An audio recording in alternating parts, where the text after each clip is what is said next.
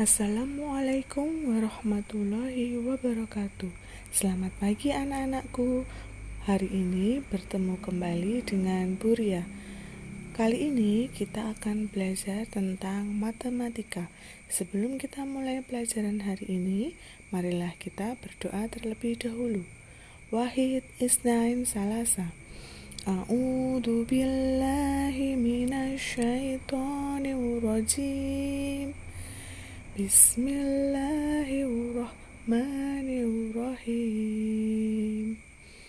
Raditu billahi rabba wa bil islam hidina wa bi muhammadin nabiyyan wa rasula. Rabbi zidni ilma warzuqni fahma. Amin ya rabbal alamin. Anak-anakku, pagi ini kita akan belajar tentang matematika tema 8. Kita akan belajar tentang subtema 1 dan subtema 2. Yang pertama, kita akan belajar tentang subtema 1. Subtema 1 membahas tentang pengertian sudut dan macam-macam sudut.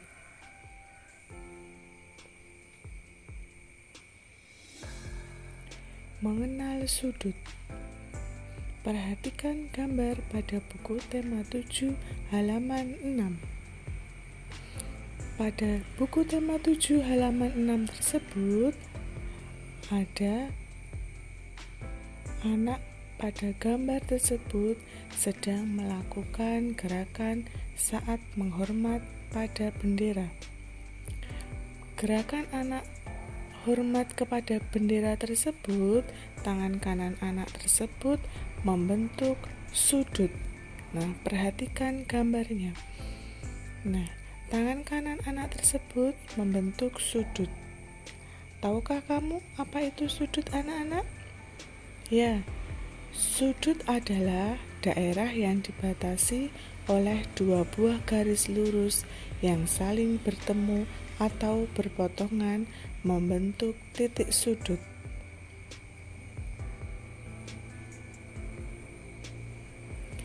Silahkan kalian buka buku tema 8 halaman 7. Perhatikan gambar sudut ABC. Berikut penjelasan mengenai sudut yang terbentuk pada gambar di samping. Yang pertama, nama sudut pada gambar di samping adalah sudut CAB atau sudut BAC. Jadi, titik yang membentuk sudut itu ada di bagian huruf, ditaruhnya di bagian tengah. Misalkan CAB dan BAC. Jadi titik A itu ada di tengah di antara titik B dan titik C atau titik C dan titik B. Yang kedua, kaki sudutnya adalah AB dan AC. Yang ketiga, titik sudutnya adalah titik A. Yang keempat, besarnya sudut dinamakan dengan satuan derajat. Ingat, meskipun garis diperpanjang, maka besarnya sudut akan tetap sama. Contoh di bawah ini adalah yang merupakan sudut dan bukan sudut. Perhatikan anak-anak, contoh di bawah ini yang termasuk sudut.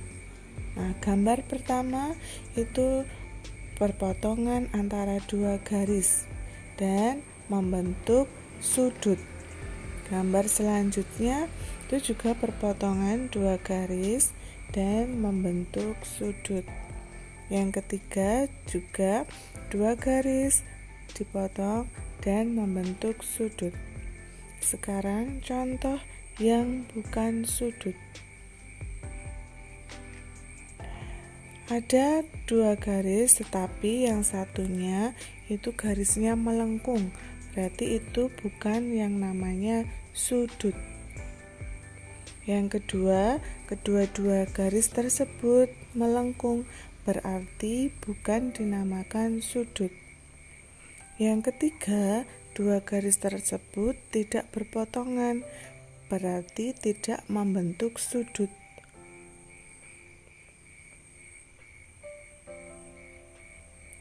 Selanjutnya, kita akan menentukan sudut melalui gambar atau menggunakan benda konkret.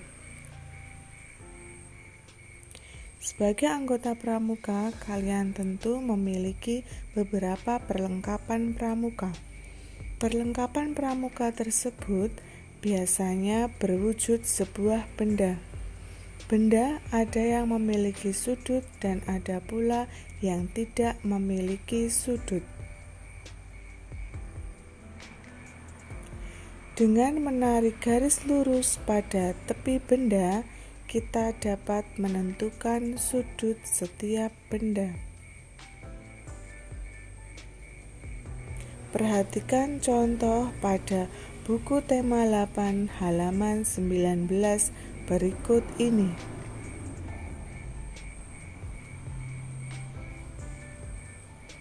Gambar yang pertama, ada anak yang sedang melentangkan tangannya. Nah, bentuk tangan anak tersebut membentuk sudut. Ada gerakan anak sedang tangannya ke bawah. Nah, bentuk gerakan anak atau bentuk badan anak tersebut juga membentuk sudut. Ada pada tanda garis merah pada badan anak tersebut. Gambar selanjutnya yaitu buku saku pramuka. Nah, buku saku pramuka tersebut juga membentuk sudut di ujung-ujungnya. Gambar selanjutnya adalah gambar tenda. Gambar tenda tersebut juga membentuk sudut.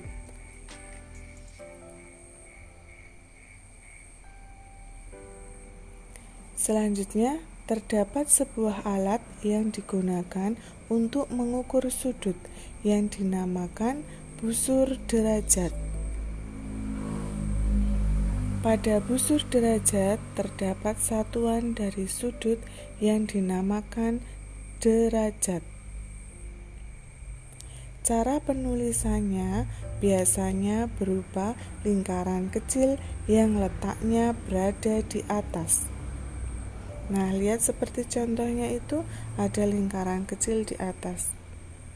Nah, ini adalah gambar busur derajat. Nah, cara membacanya adalah di situ bagian bawah yang angka hitam itu ada 0, 10, 20, 30, 40 sampai 180. Misalkan kita akan menggambar sudut 0 derajat. Nah, 0 derajat berarti garisnya tepat di angka 0. Itu namanya 0 derajat.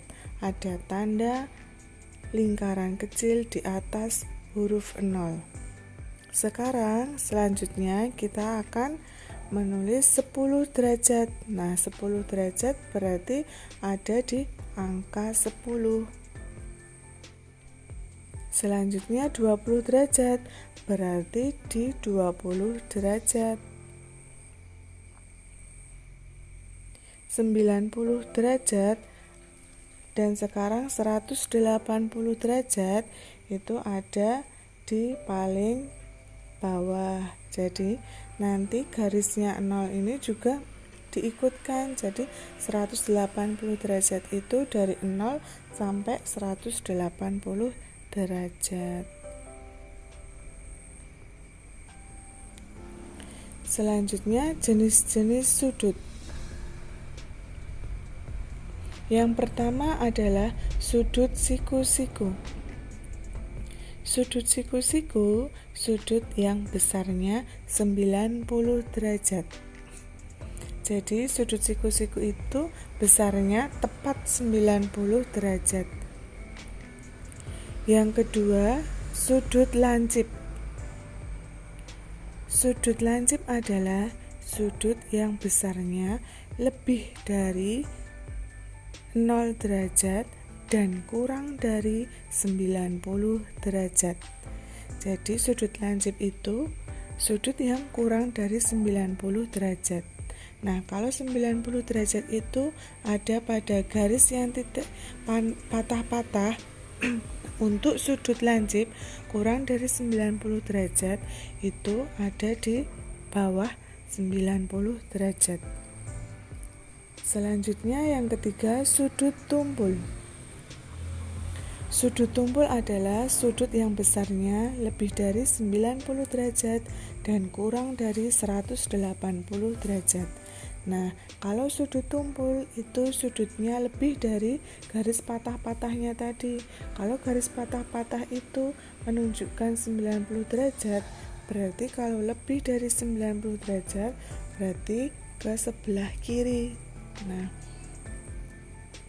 selanjutnya yang keempat adalah sudut lurus. Sudut lurus adalah sudut yang besarnya 180 derajat. Nah, itu ada 4 macam jenis-jenis sudut. Ada sudut siku-siku, sudut lancip, sudut tumpul, dan sudut lurus. Kalian harus mengingatnya dan kalian harus tahu untuk membedakannya. Mana yang sudut siku-siku, mana yang sudut lancip, dan bagaimana yang sudut tumpul serta sudut lurus. Ingat ya anak-anak, sudut lancip dan sudut tumpul biasanya kadang-kadang ada beberapa anak yang keliru tentang sudut lancip dan sudut tumpul.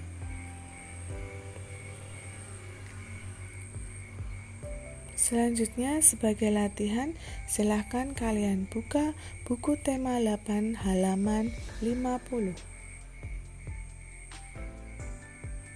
Nah, dinamakan sudut apakah ini? Ya, ini yang pertama adalah sudut lancip karena sudutnya kurang dari 90 derajat besarnya. Selanjutnya yang kedua, dinamakan sudut apakah ini? Ya, ini namanya sudut tumpul karena besarnya lebih dari 90 derajat.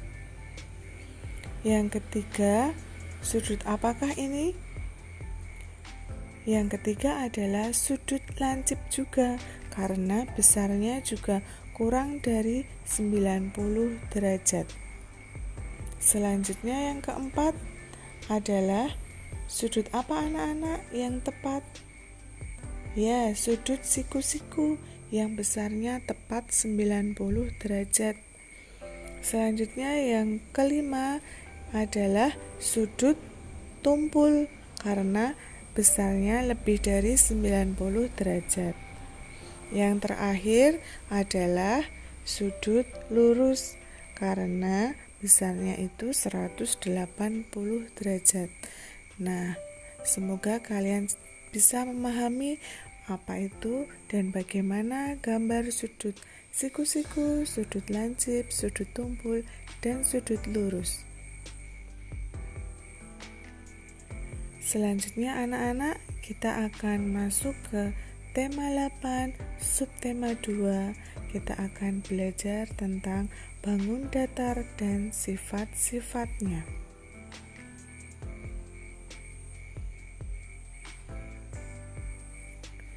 Benda berbentuk bangun datar. Bangun datar adalah bidang datar yang dibatasi oleh garis lengkung atau lurus dan tidak memiliki ruang. Perhatikan gambar di sebelah kiri. Ada tanda barung. Kalau pada baju pramuka kalian biasanya ada tanda barung. Tanda barung pada atribut pramuka tersebut bentuknya segitiga, bentuk bangun datar segitiga. Selanjutnya, tanda jabatan. Di samping itu, tanda jabatan pada atribut pramuka tersebut berbentuk bangun datar persegi panjang. Selanjutnya, tanda di samping adalah tanda pada saat pelantikan pada atribut pramuka yang berbentuk lingkaran. Jadi bangun datar itu salah satunya ada segitiga, persegi panjang, dan lingkaran.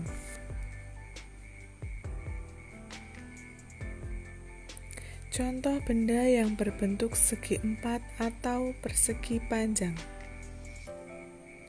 Misalkan penghapus, penggaris, papan tulis, itu bentuknya persegi panjang.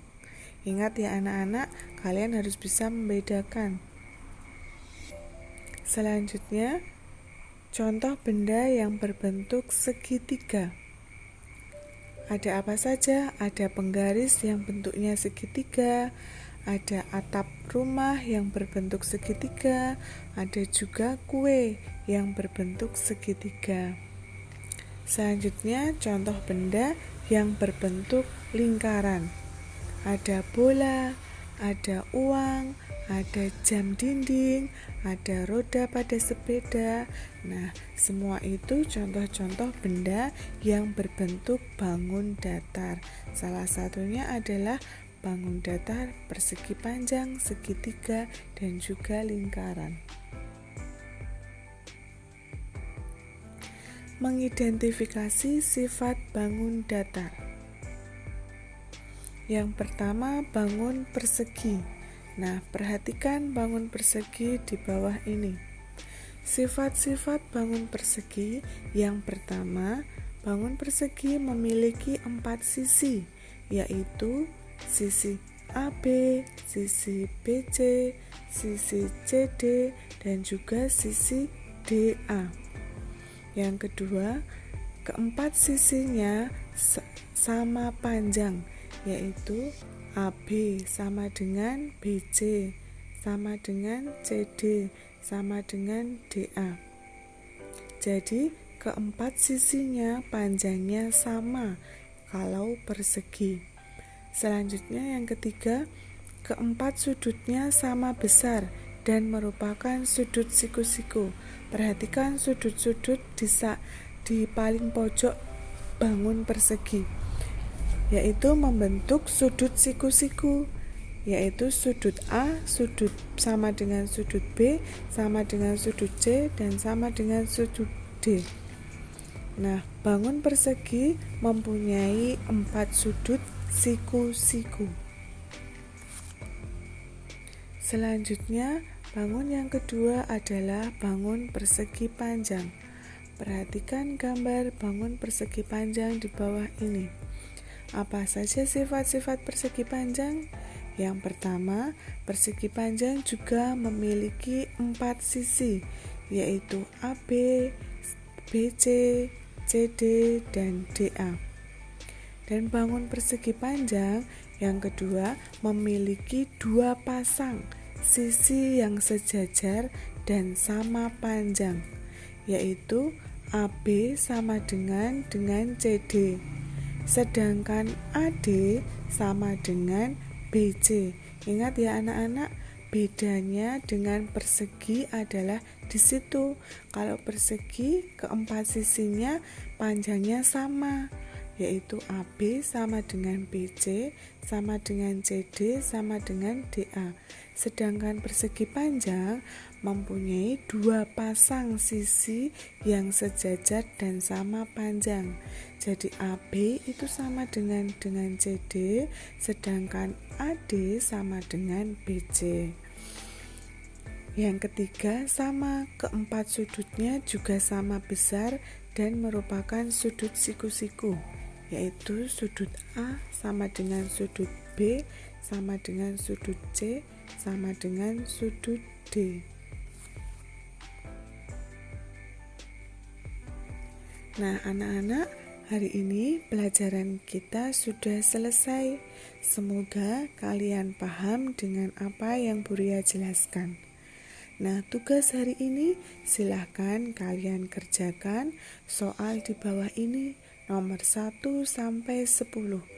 Silahkan kalian tulis jawabannya di buku tulis kalian, kalian foto, kalian kirimkan ke wali kelas kalian masing-masing.